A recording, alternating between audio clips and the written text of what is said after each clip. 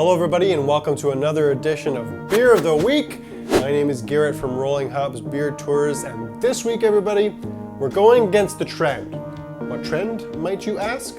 Well, the trend of juicy, hazy, East Coast Vermont style IPAs that are sort of been the great IPA trend over the last few years. And what I mean by going against the trend? Well, instead of eastbound, we are going westbound. So we're trying ourselves a West Coast style IPA. So today we have one from Stonehooker Brewing. It's their Sou'wester IPA, West Coast IPA. And we're gonna be giving that a shot. Now don't get me wrong, there's absolutely nothing wrong with the East Coast hazy, juicy style IPAs. I myself actually very much enjoy the style, and I think it's absolutely fantastic how the IPA has evolved. But sometimes it's nice to get back to the basics, back to the original style of IPA. And mind you, you could probably argue what the original style of IPA is for the most part, but the West Coast style is typically where you might end up.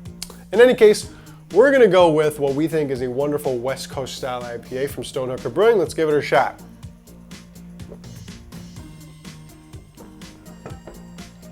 Big, bold, hop forward flavor, something you absolutely want with a West Coast style IPA. And delicious. By the way, look at this color. Look at that golden copper hue. Absolutely gorgeous. It's pleasing to look at as well as drink. The best thing to go off really is your own experience and stuff that you can research. And really that's what we do here at Rolling Hops. So I want to give everyone a little bit of a lowdown on what we think the West Coast or American style IPA really is. And how we describe it to everyone that asks is it typically has a flavor characteristic of, citrus fruits, something to the effect of grapefruit, oranges, lemons, limes, things like that, all the way to, like pine and spruce.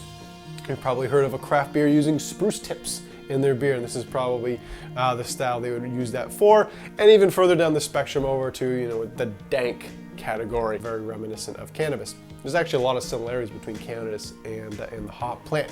Funnily enough, it works for beer. It's usually the flavor profile we like to say sort of describes the West Coast style of IPA. They're a little more bitter. You get that lingering bitterness at the back of your tongue and aggressively hopped. Those are all the fun aspects of a West Coast IPA. If it's what you're into, fantastic. If it's not, no problem. Like I said, there's a wide variety out there. You can pick and choose which one that you like. We're having this one from Stonehooker. If you ever have a chance, go check them out. They're in Mississauga. Really cool name. Stonehooker is essentially the name for the schooner? I don't know. Stonehookers, where the men that worked on these schooners basically hooking up large slabs of stone to help build the infrastructure over in the town of York, which eventually became the city of Toronto. Fun little fact, great beer that they have down there, so go and check them out when you can. That's another edition of Beer of the Week. Until next time, I'm Garrett, and craft beer is here. Cheers.